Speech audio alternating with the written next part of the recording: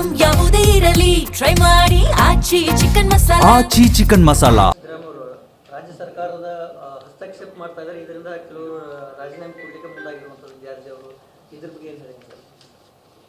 ನೋಡ್ರಿ, ದಿನಕ್ಕೊಂದು ಹೇಳಿಕೆನ ನೀಡ್ತಾ ಇರ್ತಾರೆ. ಡಿ.ಕೆ. ಶಿವಕುಮಾರ್ ಅವರೇ ಹೇಳಿದ್ದಾರೆ, ನಮ್ಮ ಪಕ್ಷದ ಹೈಕಮಾಂಡ್ ಅಪ್ಪ ಅವ್ರು ಏನು ಹೇಳ್ತಾರೆ ಕೇಳ್ಕೊಂಡು ಹೋಗ್ತೇವೆ ಅನ್ನೋ ಮಾತನ್ನು ಕೂಡ ಹೇಳಿದ್ದಾರೆ. ಅವ್ರೇನು ಹೇಳ್ತಾರೆ ಅದಕ್ಕೆ ನಾ ಎಲ್ಲದಕ್ಕೂ ಕೂಡ ಪ್ರತಿಕ್ರಿಯೆ ನೀಡೋದಕ್ಕೆ ಸಾಧ್ಯ ಇಲ್ಲ. ಆದರೆ ಮುಖ್ಯಮಂತ್ರಿಗಳು ಎಲ್ಲೋ ಒಂದು ಕಡೆ ತಮ್ಮ ಕುರ್ಚಿಯನ್ನು ಉಳಿಸ್ಕೊಳ್ತಕ್ಕಂಥ ಸಲುವಾಗಿ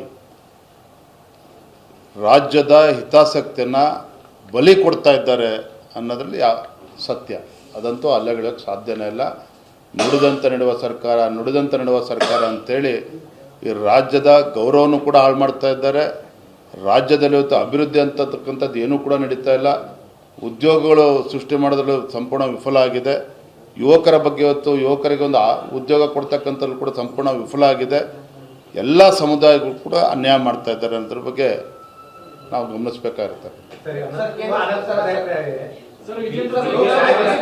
ಶಾಸಕರು ವಿದೇಶ ಪ್ರವಾಸ ಕೊಟ್ಟಿದ್ದಾರೆ. ಕಾಂಗ್ರೆಸ್ ಶಾಸಕರು ಬಜೆಟ್ ಅಧಿವೇಶನ ಸಂದರ್ಭದಲ್ಲಿ ಅದರಲ್ಲೂ ಸಿಎಂ ಬಣದ ಸಚಿವರೇ ಶಾಸಕರೇ ಹೆಚ್ಚು ಹೊರಟಿದ್ದಾರೆ ಅಂತ ಮಾಹಿತಿ ಇದೆ. ಈ ಸರ್ಕಾರದ ಮುಖ್ಯಮಂತ್ರಿಗಳ ಆದ್ಯತೆ ಏನು ಅಂತೇಳಿ ಇದರಲ್ಲೇ ಗೊತ್ತಾಗ್ತದೆ. ಶಾಸಕರುಗಳ ಅನುದಾನ ಕೊಡಿ ಅಂತ ಹೇಳಿದ್ರೆ ವಿದೇಶ ಪ್ರವಾಸದ ಭಾಗ್ಯವನ್ನು ಮುಖ್ಯಮಂತ್ರಿಗಳು ಕೊಡೋದಕ್ಕೆ ಹೊರಟಿದ್ದಾರೆ.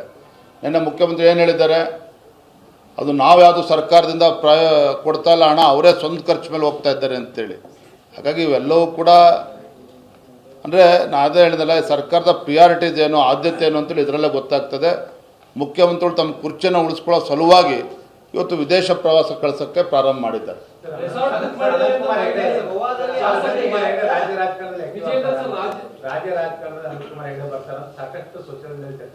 ನನಗೆ ಅದ್ರ ಬಗ್ಗೆ ಮಾಹಿತಿ ಇಲ್ಲ, ಬೇರೆ ಕೇಳಿ. ಈಗ ಶಾಸಕರು ರೆಸಾರ್ಟ್ ಬುಕ್ ಮಾಡಿದ್ದಾರೆ ಅಂತ ಮಾಹಿತಿ ಸರ್. ಕಾಂಗ್ರೆಸ್ ಶಾಸಕರು ಬಜೆಟ್ ಅಧಿವೇಶನ ಆದ್ಮೇಲೆ ಗೋವಾದಲ್ಲಿ ರೆಸಾರ್ಟ್ ಬುಕ್ ಮಾಡಿದ್ದಾರೆ ಅಂತಕ್ಕಂಥ ಮಾಹಿತಿಗಳಿದೆ. ಅವ್ರಿಗೆ ಅನುಕೂಲ ಆಗಲಿ ಅಂತೇಳಿ ಬಿಜೆಪಿಯಿಂದ ಬಡಗಿ ರೆಡಿ ಮಾಡಿಸಿದ್ದೀವಿ.